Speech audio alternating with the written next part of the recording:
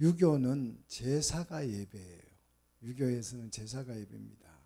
우리가 볼 때, 언론 볼 때, 우리가 태어나면서부터 유교가 이 나라를 통치를 했기 때문에 집집마다 다 제사를 지냈기 때문에 그냥 집집마다 있는 풍속처럼 느껴지지만 사실은 유교 때문에 제사가 생겼고, 그 제사는 우상 숭배. 유교는 조상신을 섬기는, 조상신, 귀신이, 부모가 죽으면 조상이 그 귀신이 돼서 우리에게 복도 주고 이렇게 한다고 늘 제삿날이 되면 제사를 지내서 복을 빌었지요. 그래서 유교의 이 제사는 우상 숭배인 것입니다. 조선의 그 전 국민들이 다 제사를 지냈어요. 거의 뭐 빠진 집이 없죠. 다 제사를 지냈고, 우리가 조선 시대를 살아오면서 아들 했던 이유도 다른 이유가 없어요. 아들을 낳아야 그 아들이 뭘 해줄 수 있어요? 제사를 지내줄 수 있다. 이렇게 해서 아들 했던 거예요. 이 유교가 조선에 들어와서 전 국민들을 종교화 만들어서 다 제사를 지내도록 했습니다. 이 유교의 영향이 굉장히 대단했지만, 사실은 알고 보면 조선이 저는 조선이 망한 이유, 정말 조선이 그 대단한 학자들이 지금도 일컬어지는 그런 학자들이 많고 좋은 왕들이 있지만, 그 조선이 폭삭 망해서 굶어 죽게 된 이유는 다른 게 아니고 우상 숭배 때문이었다. 저는 종교적으로 그렇게 이해를 합니다.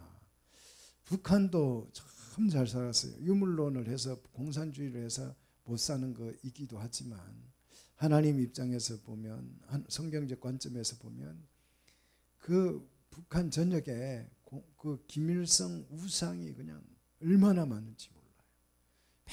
매일 아침 그 북한 주민들이 그 출근할 때나 앉으나 설 때나 다 그 김일성 동상 앞에 절을 하는 거잖아요. 이 우상 숭배고, 집집마다 그 사진을 걸어놓고 우상 숭배를 하고 있기 때문에 북한이 점점 망해가고 있는 것입니다.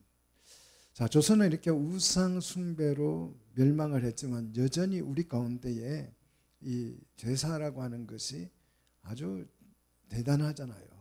제사 요즘은 그래도 많이 약화됐다고는 하지만, 그래도 아직까지 이 제사가 집집마다 다 있어요.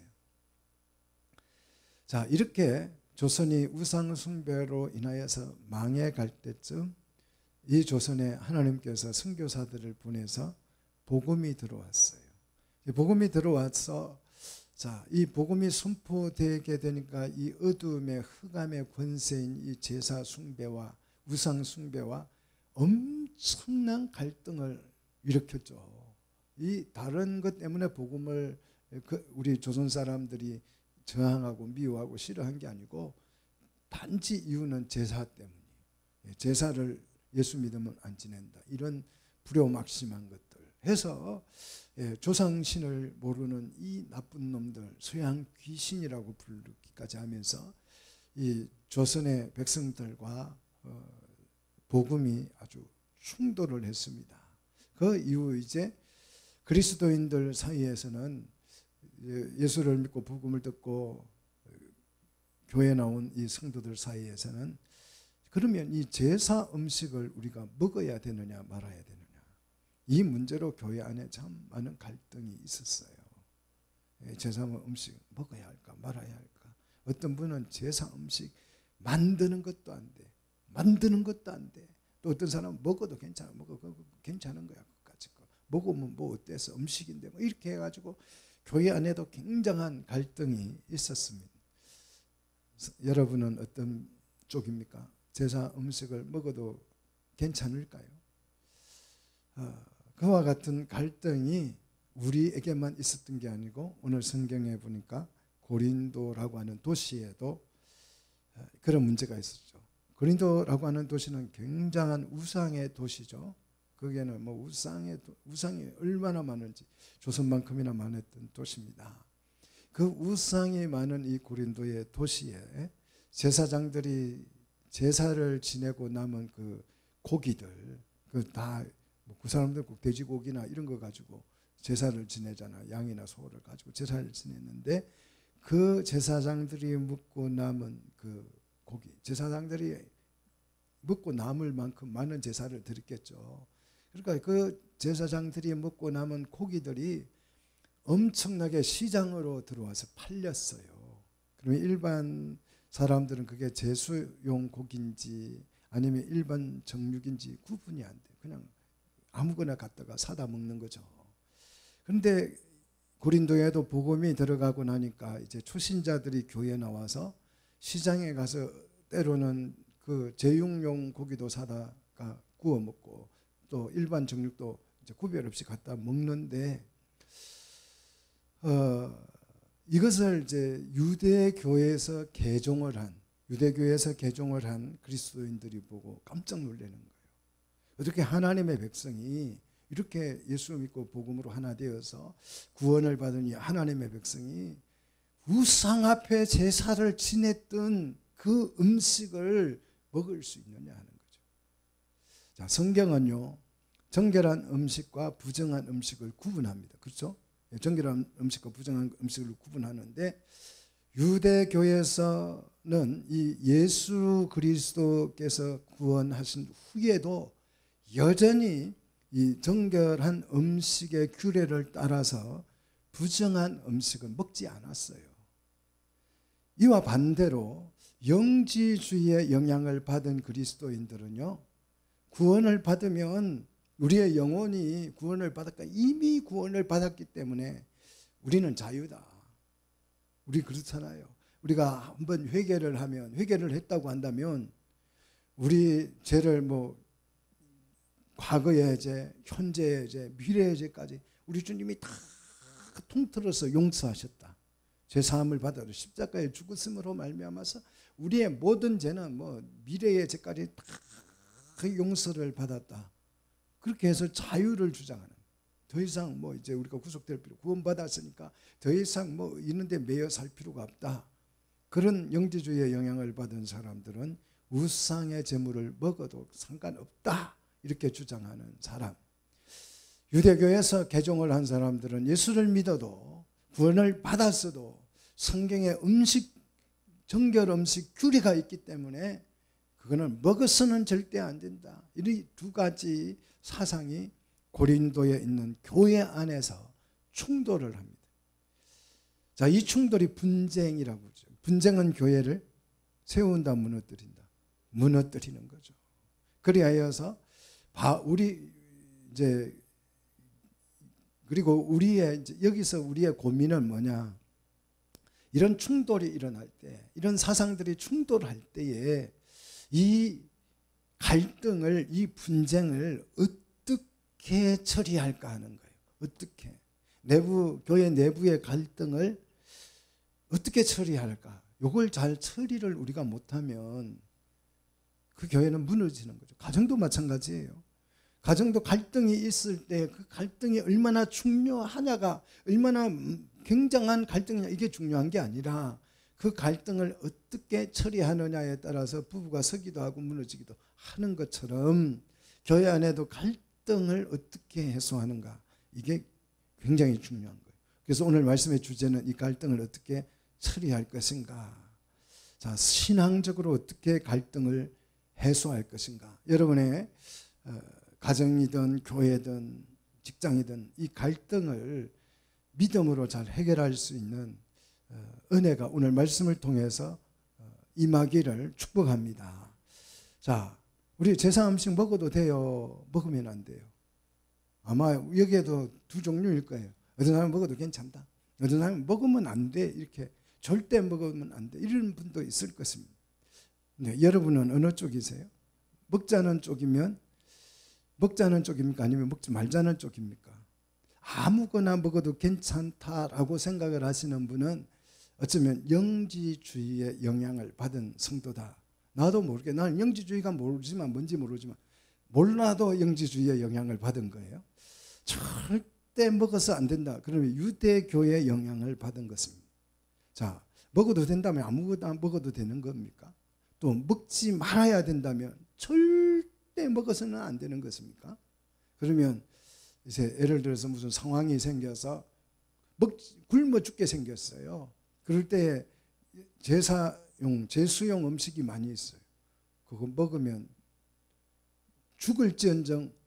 굶어 죽을지언정 먹으면 안 되는 거예요. 절대 먹어서 안 된다고 한다면 실제로 이슬람 사람들은 돼지고기 안 먹어요.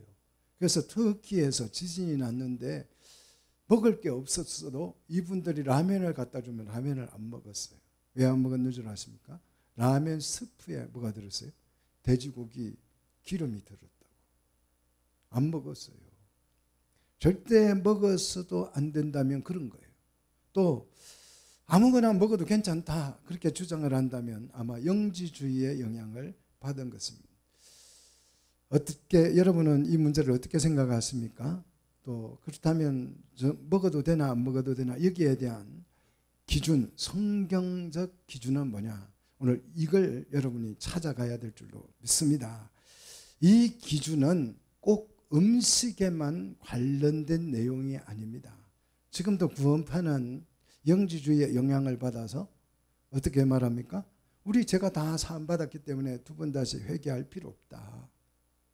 그래서 이제 뭐 죄를 지어도 상관없어요. 왜? 내가 짓는 죄는 주님이 다 뭐한 거예요? 이미 용서한 거야. 그러니까 지금 죄를 지어도 괜찮다. 해피예요. 그냥 죄를 지어도 뭐 죄책감 때문에 시달려서 살 필요가 없다. 구원파가 만들어진 원인도 그거예요. 박옥수 씨가 장로교 교인이었잖아요. 그런데 죄 사함을 받았다고 하는데 자꾸 죄책감이 드는 거예요. 그래서 이걸 물어봤더니 대답해 주는 사람이 없어서 자기가 대답을 찾아낸 게 영지주의적 구원관이에요. 이제 우리 모든 죄를 다 용서받았기 때문에 내가 내일 지을 죄도 주님이 다 알고 뭐 하신 거예요? 용서했으니까 그거 다 한 번 회개해서 용서받았으면 됐지. 또 가서 용서해달라고 두 번 다시 할 필요 없다. 우리 해피하자. 그래가지고 수많은 그리스도인들이 그 구원파에 빠져가지고 지금도 구원파하고 돌아다니잖아요. 자, 또 지난 정부 시절에 그 종교 탄압이 있었잖아요. 아주 대대적인 종교 핍박이 있었잖아요. 그래서 온라인 예배냐 현장 예배냐 이런 갈등이 굉장히 많았습니다. 이런 갈등이 생길 때에 그 기준을 우리가 가지고 있어요. 성경적 기준이 있어야 갈등을 해소하고 교회를 세울 수 있는 줄로 믿습니다. 자, 그러면 사도 바울은 오늘 본문을 통해서 여기에 대한 확실한 답을 여러분에게 줄 줄로 믿습니다. 자, 이 문제를 해결하는 기준 두 가지가 있는데요. 오늘 이 두 가지 관점을 여러분에게 하나씩 소개를 해드리려고 합니다. 첫째는 지식적인 관점이에요. 지식의 관점. 1절을 보시면, 자, 우리 한번 오늘 8장 1절을 한번 보십시다. 8장 1절을 보시면 우상의 제물에 대하여는 우리가 다 지식이 있는 줄로 아나 그랬어요. 자, 우리 우상에 대해서 우리는 확실한 그리스도인들은 정말 분명한 참 지식을 가지고 있어요.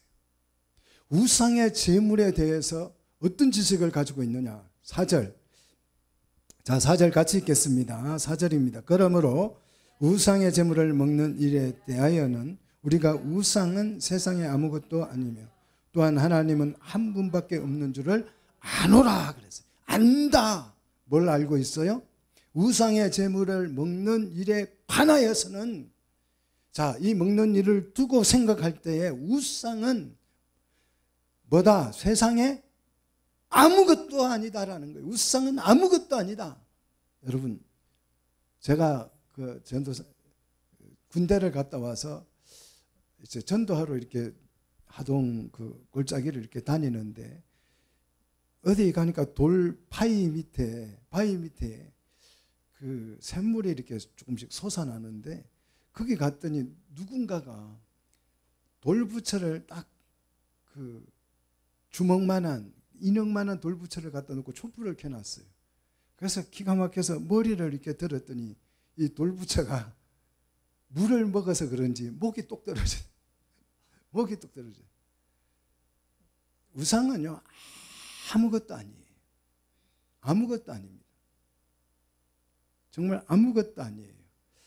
아무것도 아니면 또한 하나님은 한 분밖에 없다라고 하는 이 사실을 합니다. 우상은 아무것도 아니기 때문에 이 우상 때문에 갈등의 원인이 된다 안 된다? 안 된다라는 것이.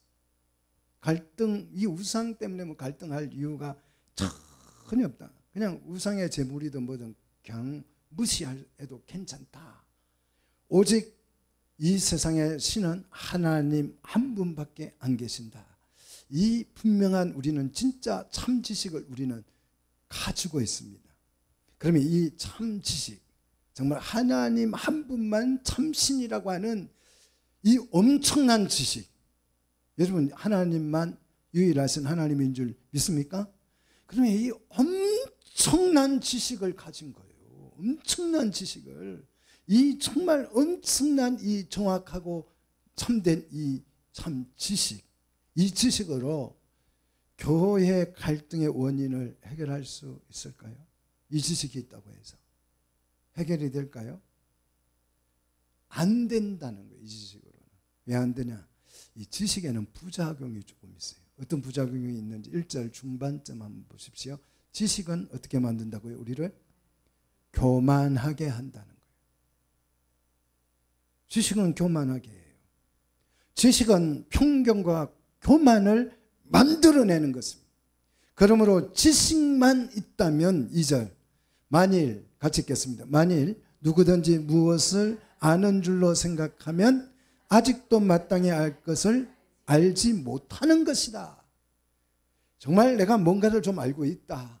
그런 생각이 든다면 나는 마땅히 알아야 될 것도 알지 못하는 상태다. 그런데도 불구하고 알고 있다. 이렇게 주장하는 사람은 교만한 사람이다라는 거예요.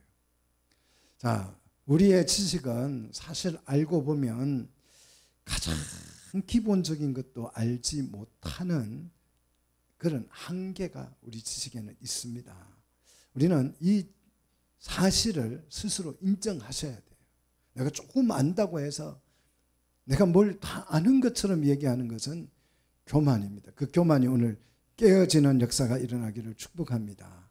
그래서 지식 가지고는 문제 해결이 된다 안 된다? 갈등이 해소된다 안 된다? 안 된다는 거예요. 현대 사회는요, 지식사회입니다. 지식사회. 지식사회가 될수록 어떻게 돼요? 세상이 갈등으로 심각해져요.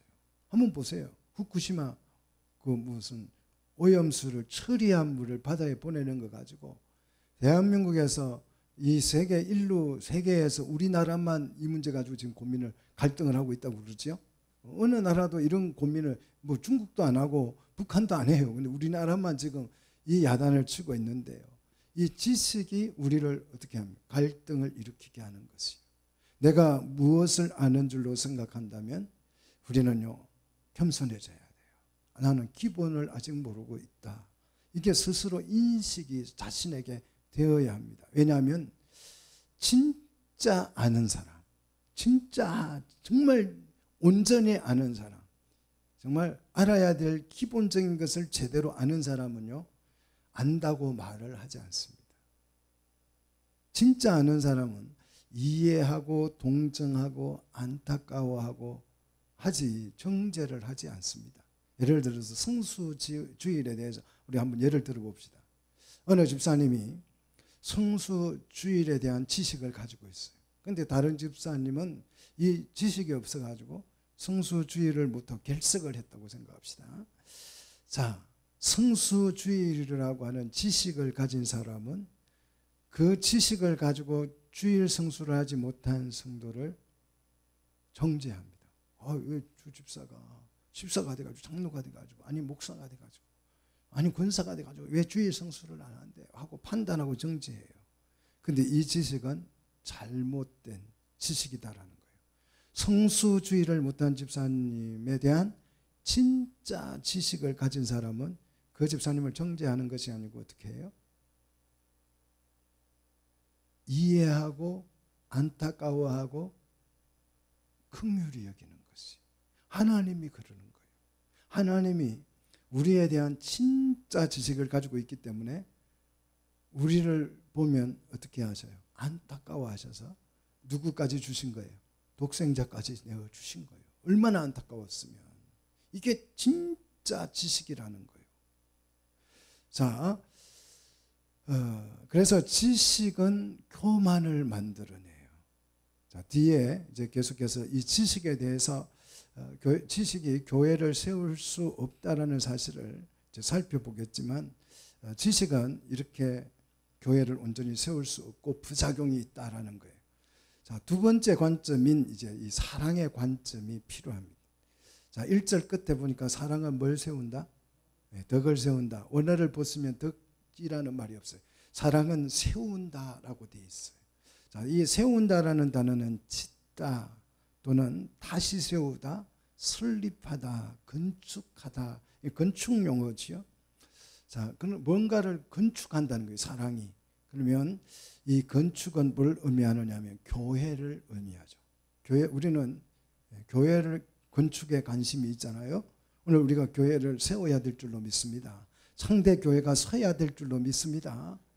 자, 지식은 교만하게 만들지만 사랑은 교회를 세우는 줄 믿습니다. 자, 지식은 갈등을 더 첨예하게 만들지만 사랑은 오히려 갈등을 포용하고 해소할 줄로 믿습니다. 그래서 교회를 세우는 거예요. 자, 갈등은 지식에서 오는 교만 때문에 생기는 것이고 일어나는 것입니다. 갈등을 해소하고 교회를 세우기 위해서는 지식보다 뭐가 필요하다? 교회 안에 우리 가운데 뭐가 필요하다? 사랑이 필요한 것이다. 지금 그 얘기를 바울이 하고 싶어 하는 것입니다. 우리가 사랑의 관점을 가질 때에 우리의 지식이 어떻게 돼요? 비로소 온전하게 될 줄로 믿습니다. 이것이 뭐냐 그러면 사랑의 능력이에요. 자, 3절 같이 읽겠습니다. 우리 본문 3절 같이 읽습니다. 또 누구든지 하나님을 사랑하면 그 사람은 하나님도 알아주시느니라. 우리가 재물을 먹어야 되냐 먹지 말아야 되냐 이 갈등할 것이 아니고 하나님을 사랑하십니까? 이거예요. 하나님을 사랑하느냐 먹느냐 안 먹느냐가 아니고 당신이 하나님을 사랑합니까? 이거예요. 하나님을 우리가 사랑한다면 하나님도 우리를 뭐 할 것이다? 아신다, 이해하신다라는 거죠. 물론 우리가 지식으로도 하나님을 알아요. 지식 가지고도 하나님을 압니다. 하나님께서 이스라엘 백성을 구원하셨어. 광야에서 만나를 내려주셨어. 이런 지식이잖아요. 이 지식을 가지고도 하나님을 압니다. 신학교 교수님이나 신학을 다니신 분들이 지식으로 하나님을 알아요. 지식으로도 하나님을 알 수 있고 어떤 철학적 관점으로도 하나님을 이해할 수 있지만 그 지식으로 하나님을 안다는 것은 나의 교만을 부추기는 것입니다. 하나님을 제대로 알려면 하나님을 사랑할 때 하나님이 제대로 이해되고 우리 지식이 온전해질 줄로 믿습니다. 여러분 부부 생활을 할 때 배우자를 한번 생각해 보십시오. 내가 생각하는 배우자는 고집세고 그냥 고집불통이고 뭐 정리 안 되고 아마 한 가지씩 되라면 서로에게 대한 그런 관점들이 있을 거예요. 그죠? 예. 자, 이런 우리가 남편에 대한 또 아내에 대한 어떤 지식을 가지고 있어요. 그런데 이 지식만으로 배우자를 이해할 수 있습니까? 그 지식은 단면이에요. 그러나 지식이 아니라 상대방을 배우자를 사랑한다면 이 지식의 폭이 넓어져서 배우자를 온전히 이해하고 사랑하게 될 줄로 믿습니다. 그분이 왜 그렇게 행동하는지 그게 이해가 되는 거예요. 사랑하면. 지식으로는 도무지 왜 그러는지 이해가 안 되지만 사랑으로 생각하면 그게 이해가 되는 거예요. 그러니까 사랑하면 지식의 폭이 어떻게 돼요? 넓어져 버려요. 공부를 잘하려면 사랑하시면 돼요. 공부를. 사랑하면 더 이해가 잘 되는 거예요. 운동도 마찬가지죠. 그걸 종목을 사랑하면 훨씬 더 지식이 더 폭발적으로 넓어지는 것입니다. 자, 사랑이 지식을 뭐하게 만든다? 온전하게 만들 수 있다라는 거예요. 지식은 우상에 대한 또는 하나님에 대한 정확한 정보를 제공합니다. 4절, 자, 우상이 뭐냐? 아무것도 아니라는 거죠. 또 참신은 세상에 하나님 한 분밖에 없다라는 거예요. 그리고 5절, 자, 5절도 보십시오. 하늘에서나 땅에서나 신이라 불리는 자가 많다. 신이라 불리는 자는 뭐예요? 많은 사람들이 믿고 따르는 우상들을 다 포함하는 말이잖아요. 이런 지식들을 우리가 많이 가지고 있어요. 그러나 6절을 한번 보십시오. 6절, 그러나 같이 읽겠습니다. 그러나 우리에게는 한 하나님 곧 아버지가 계시니 만물이 그에게서 났고 우리도 그를 위하여 있고 또한 한 주 예수 그리스도도 계시니 만물이 그로 말미암아 우리도 그로 말미암아 존재한다 있다라고, 정말 이 기막히고 오묘하고 신앙 고백적인 이 지식이 우리에게 다 있어요. 그런데 이 지식이 교회 갈등을 잠재울 수 있다 없다? 없다라는 거예요. 도무지 불가능하다. 왜 불가능하냐? 7절이 그것을 말해주고 있습니다. 자, 7절, 그러나 이 지식은 모든 사람에게 있는 것이다 아니다? 아니다. 이 지식은 모든 사람이 다 가지고 있으면 그냥 문제가 해결되겠지만, 우리 중에는 이 여기에 대한 6절에 대한 지식이 어떤 사람은 있고 어떤 사람은 없다 이거예요. 있는 사람도 있고 없는 사람도 있다라는 거예요. 하나님에 대한 지식이 모든 사람에게 있지 않기 때문에 갈등이 해소 안 된다라는 거죠. 자, 1절의 지식은 우상에 대한 지식이 모든 성도들에게는 있지만, 우상에 대한 지식은 다 있지만 하나님에 대한 참 지식은 모든 사람에게 다 있는 것이 아니라는 거예요. 그렇다면 하나님에 대한 신학적 지식이 세상의 모든 사람, 모든 성도들에게 다 균등하게 동일하게 있다면 갈등이 일어날 이유가 없는 거예요. 대부분 성도들에게는 이 지식이 부족해요. 특히 초신자들에게는 이 지식이 매우 부족합니다. 자, 초신자들에게 하나님에 대한 참 지식 대신에, 이 초신자들에게는 하나님의 이 6절에 대한 이 지식 대신에 어떤 지식이 있어요? 이제 예수를 믿고 이제 신앙생활, 하나님에 대한 참 지식이 없는 사람들에게는, 자, 여기 7절 계속 보면 어떤 이들은 지금까지 우상에 대한 관습, 풍습이죠. 풍습이나 관습이 있어. 하나님에 대한 참 지식보다는 우상에 대한 풍습의 어떤 지식이 있다라는 거예요. 자, 그래서 참 지식이 제대로 없을 때, 하나님에 대한 정확한 지식이 없을 때에는 이 사람들 속에서 뭐가 작용을 하냐 그러면 이 우상에 대한 이 풍습, 우상에 대한 습관이 작용을 한다는 것이에요. 그래서 우상의 재물을 알고 먹는 고로 그랬어요. 그래서 우상의 재물을 알고 먹는다, 이 말은 무슨 뜻이냐 그러면, 우상의 음식을 먹으면 건강에 좋다, 음식을 먹으면 복을 받는다, 뭐 그런 많은 그 신앙 종교적 요소들이 있잖아요. 그 우상 재물 안에 그것을, 그런 종교적 어떤 신앙심을 가지고 그 우상의 재물을 먹게 된다는 거예요. 하나님에 대한 참 지식이 없는 사람은 이런 생각을 가지고 그 우상의 재물을 먹기 때문에 그 우상의 재물을 먹음으로 어떻게 돼요? 그들의 양심이 어떻게 된다고요? 약하여지고 더러워진다라는 거예요. 양심이 약해질 뿐만 아니라 그 우상의 재물을 먹음으로써 죄의 오염이 돼서 그 양심이 더럽혀진다라는 거예요. 자, 양심이 죄의 오염이 돼서 더러워지면 하나님이 제대로 보일까요? 안 보일까요? 안 보여요. 하나님을 이해 못하는 것입니다. 그래서 신앙의 실패를 하게 된다는 것입니다. 자, 여기서 중요한 것은 우상의 재물을 먹었다는 사실이 문제가 아니라 그 우상의 재물을 어떤 마음으로 먹었는가를 중요하게 다루고 있는 것입니다. 그래서 우상의 재물을 종교적 의미로 먹었다라고 한다면 그것은 이미 우상을 숭배하는 것이고, 그로 인하여서 우리의 양심은 양심이 약해져서 그 귀신의 역사에 꼼짝을 못하는 거예요. 양심이 약해졌기 때문에 돼지 머리를 보고도 꼼짝을 못하고 그따 돈을 갖다 주는 굉장히 불쌍한 지식인들이 있다 이 말이에요. 제사 안 지내면 막 큰일 날 것 같다는 물리학자들이 있다니까요. 양심이 약해져서 그걸 모르는 거예요. 제사 안 지내면 막 그 선거에서 떨어질 것 같다라고 하는 그 우리나라에서 최고의 엘리트 대학을 나온 정치인들이 있다니까. 그러니까 점집에 찾아가고 뭐 무당 찾아가고 하는 거 아니겠어요. 양심이 약하여지면 거기에서 그냥 발발 떨고 나올 수가 없어요. 그리고 양심이 더러워져서 하나님을 만나거나 찾을 수도 없다라는 것입니다.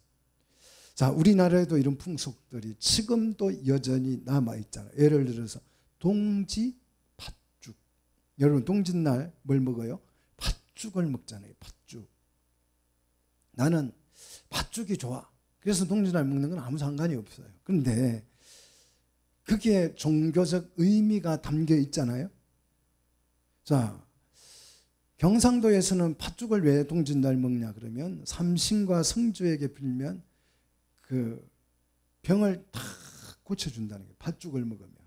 팥죽을 먹으면서 삼신과 성주에게 빌면, 귀신에게 빌면 모든 질병이 고쳐진다. 그래서 솔잎으로 팥죽을 이렇게 찍어서 사방에다가 이렇게 뿌렸어요.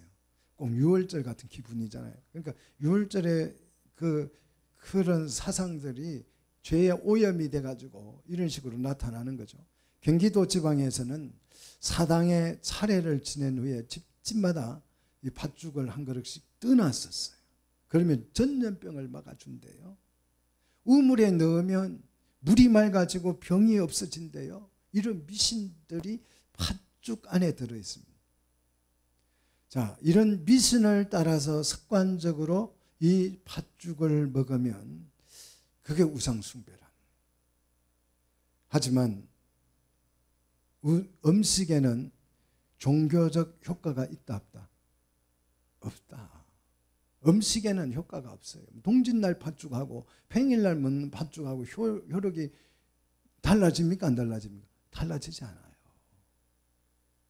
자, 그래서 8절을 보시면 음식은 같이 읽겠습니다. 음식은 우리를 하나님 앞에 세운다 못 세운다? 내세울 수 없다. 이 내세운다는 제사 전문 용어인데요. 하나님 앞으로 데려갈 수 없다. 그 뜻이. 자, 우상의 제물은 결코 우리를 하나님 앞에 세우거나 하나님을 만날 수 있도록 안내하지 못합니다. 우상의 제물만 그렇습니까? 정결한 음식도 마찬가지예요. 뭐 정결한 음식을 먹으면 하나님 영안이 밝아져서 하나님이 확 이해됩니까?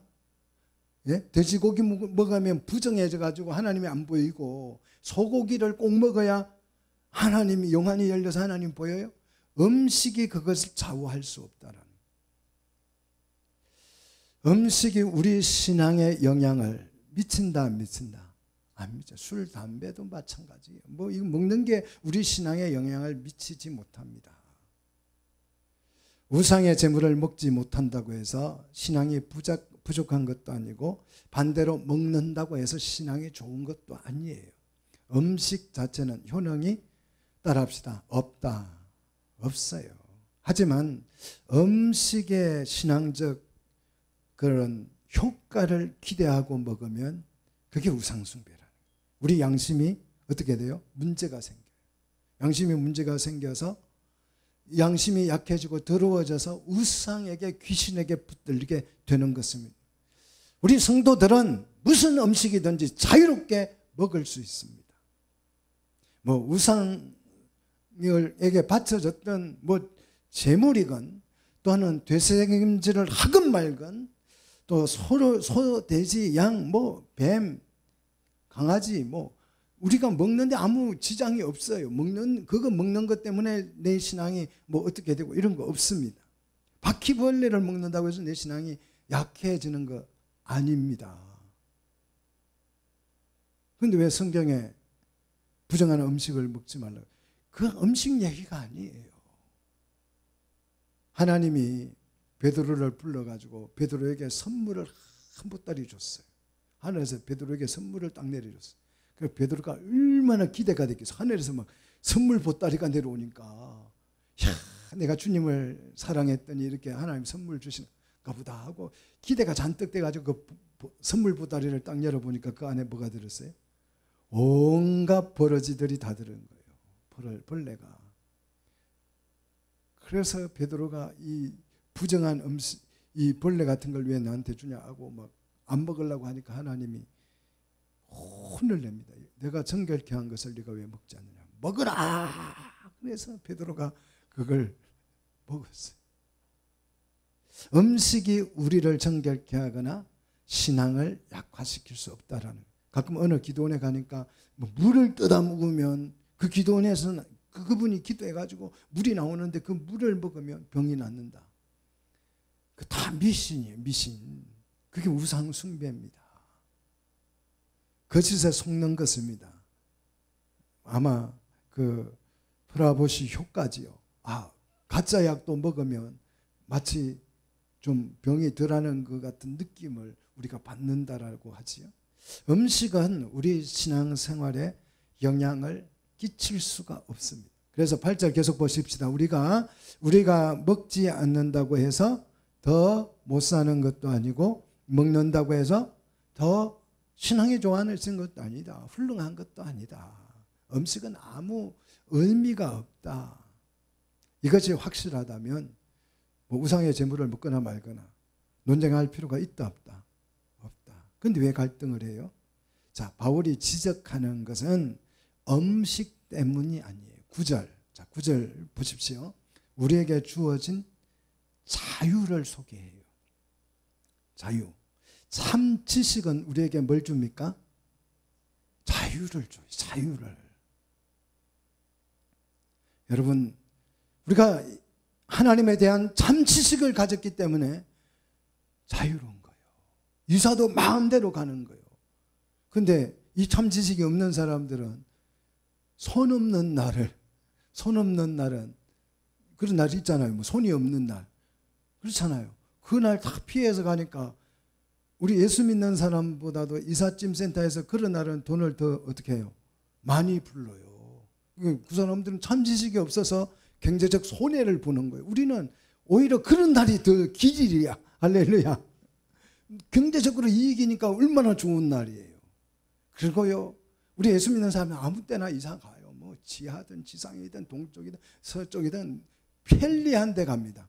근데요, 우상에 매여 있는 사람들은요, 그것도 마음대로만 동쪽으로 가라 그러면 직장이 서쪽에 있어도 동쪽으로 이사를 가야 합니다. 참 지식은 우리에게 뭘 준다고요? 자유를 주십니다.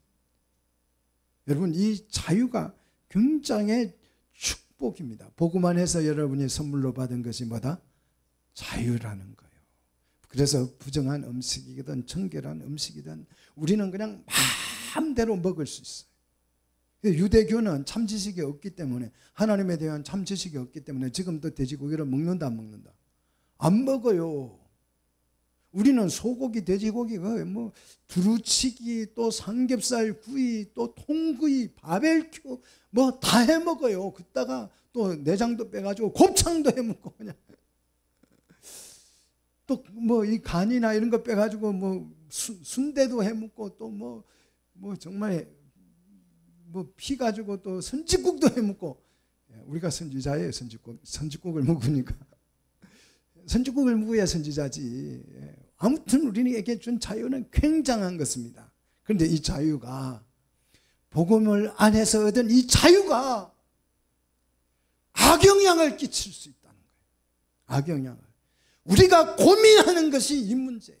음식을 먹느냐 안 먹느냐가 우리 고민 갈등의 요소가 아니고, 이 자유 때문에, 이 자유를 우리가 어떻게 행사할 것인가, 이것 때문에 우리가 고민하자 하는 게 바울의 오늘 본문의 얘기입니다. 우리가 그리스도적인 삶을 살기 위해서 이걸 확실히 다루고 넘어가야 합니다. 그래야 우리가 그리스도인으로서 뭘 세울 수 있어요? 교회를 함께 이루어갈 수 있는 것입니다. 성도는 우상의 제물이거든 부정한 음식이건 정결한 음식이건 어떤 음식이건 자유롭게 다 먹잖아요. 그런데 이 자유가 9절을 보시면 누구에게 악영향을 미쳐요? 믿음이 약한 성도에게. 자, 9절 같이 읽겠습니다. 그런즉 너희의 자유가 믿음이 약한 자들에게 걸러 넘어지게 하는 것이 되지 않도록 조심하라는 거예요. 오늘 말하는 것은 이거예요. 내 자유가 내가 하나님으로부터 참신식을 가진 이 자유가 믿음이 약한 사람들에게 걸림이 되지 않게 조심하라 이거예요. 여기서 걸린다는 말은 시험에서 믿음에서 떨어진다라는 뜻이죠. 자, 좋은 믿음에 의해 주어진 이 자유가 믿음이 약한 성도들에게 악영향을 끼칠 수 있다는 거예요. 나는 믿음이 좋아서 뭐든지 자유롭게 잘 잡수고 잘 선택할 수 있어요. 그런데 10절, 자 같이 읽습니다. 10절, 지식이 있는 내가 우상의 집에 앉아 먹는 것을 누구든지 보면 그 믿음이 담력을 얻어 우상의 재물을 먹게 되지 않겠느냐. 믿음이 좋은 사람은 뭐 우상의 재물이든 불상합이든 뭐 절간이든 뭐 어디든지 가서 그냥 고기를 주면 안 줘서 못 먹는다 우리는. 그죠? 뭐든지 주면 다 먹을 수 있다. 그죠? 다 먹을 수 있는 자유가 있습니다. 이게 믿음이 좋은 사람이. 근데 우상의 재물을 먹어도 재물을 먹는 것이 아니라 우리 믿음이 좋은 사람은 뭘 먹는 거예요? 음식을, 식사를 하는 거예요. 그냥 하나님 주신 걸 가지고 식사하는 거예요. 그런데 믿음이 약한 사람들은 이 모습을 보면 믿음이 좋은 사람도 저 우상의 재물을 먹어야 건강해지나 봐. 믿음이 좋은 사람도 동짓날 팥죽을 먹어야 병에 안 걸리나 봐. 이런 착각을 하게 된다는 거죠. 믿음이 없는 사람들은, 믿음이 약한 사람들은. 자, 믿음이 좋아서 좋은 사람의 그 자유로운 선택이 믿음이 약한 사람들에게는 이런 좋지 못한 영향을 끼친다라는 거예요. 술이나 담배도 마찬가지예요. 장로님이 담배를 피우고 술을 먹는다. 그러면 초신자들이 장로님도 드시니까 우리도 먹어야 되나 보다. 괜찮은가 보다. 이렇게 생각한다라는 거죠. 자, 우리는 우상에 대한 참 지식이 있어서 우상을 그냥 무시하고 자유롭게 무슨 고기를 그냥 좋은 부위 부채살로 주시옵소서 하고 우리는 잘 먹습니다. 그런데 믿음이 착한 사람들은 믿음이 있는 사람도 우상의 재물을 먹어야 질병에 안 걸리고 재앙을 안 받나 봐. 이렇게 착각을 한다는 거예요. 그래서 우리의 재물을 음식을 먹음으로 우리도 유익하게 되기 위해서 믿음이 약한 사람들도 담력을 얻어서 우리도 먹어야 되는 거야. 그 우상의 재물을 먹게 되는 용기를 갖게 돼서 우상의 재물을 먹게 된다는 것이죠. 이렇게 되면 11절 어떻게 된다고요? 자, 같이 읽습니다. 11절, 그러면 내 지식으로 그 믿음이 약한 자가 어떻게 된다고요? 멸망한다. 멸망한다. 내가 우상의 재물을 먹느냐 안 먹느냐 이게 중요한 게 아니라 그걸 보고 믿음이 약한 사람들, 우상의 재물을 먹어야 우리가 건강할 수 있어. 그렇게 생각해서 우상의 재물을 먹어서 우상 숭배에 빠져서 그 사람이 멸망하게 되는데 그 멸망한 사람은 누구다?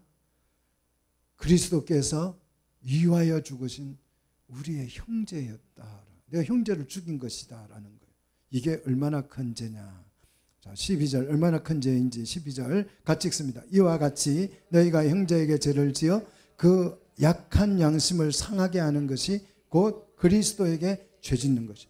정말 엄청난 말을 합니다. 누구에게 죄 짓는 것이라고요? 우리 죄가 그리스도에 대한 죄라는 거예요.